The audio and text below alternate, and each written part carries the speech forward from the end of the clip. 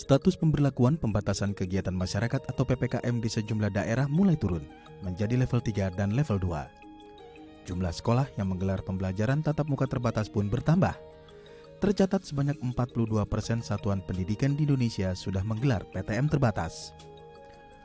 Pengurus Besar Persatuan Guru Republik Indonesia atau PBPGRI mengungkapkan, 60% sekolah lainnya menghendaki pelaksanaan pembelajaran tatap muka terbatas.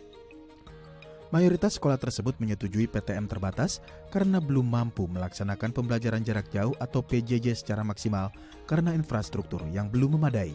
Memang mereka ingin melakukan dengan PTM terbatas itu di sekolah itu berkisar dari 50% sampai 63%.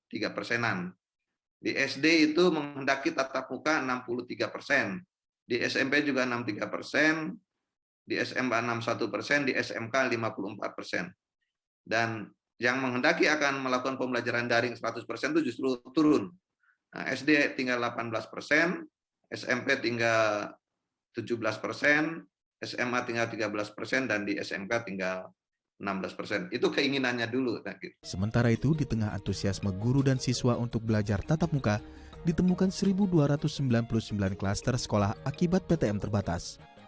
Hal tersebut terungkap berdasarkan laporan Dinas Pendidikan dari sejumlah daerah yang diterima Kemendikbud per tanggal 22 September 2021 yang berujung pada penghentian PTM terbatas untuk sementara.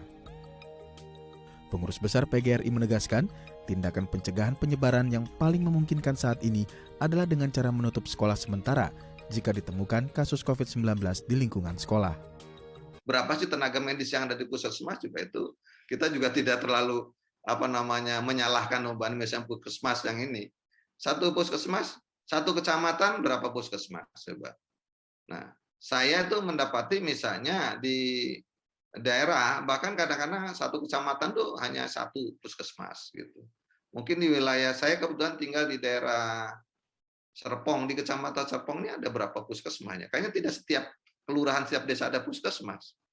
Ya kan? Sementara namanya sekolah, SD saja, saya nggak ngitung yang lain. Setiap kelurahan itu pasti ada sekolah.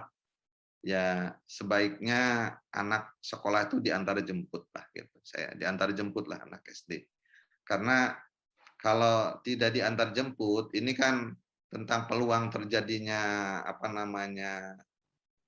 paparan COVID itu kan bisa di mana saja. Misalnya dia tidak mampir tapi dia naik kendaraan umum. Kan di kendaraan umum juga bisa terjadi peluang itu kan gitu. Jadi mungkin yang paling ideal upayakanlah, apalagi anak-anak SD ya sebaiknya diantar jemput gitu kan gitu sih.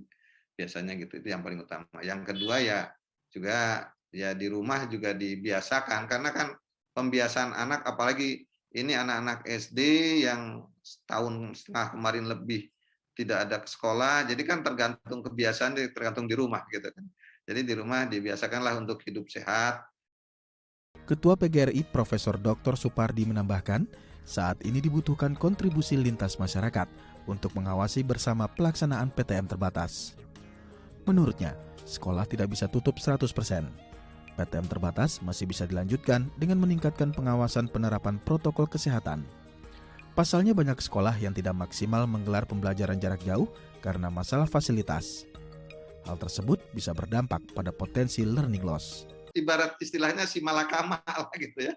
Si malakama kita tuh dimakan ya bapak meninggal, tidak dimakan ibu meninggal kan gitu. Itu pilihan yang agak susah gitu. Jadi istilahnya kondisi seperti itu. Sehingga di sini perlu kewisdoman.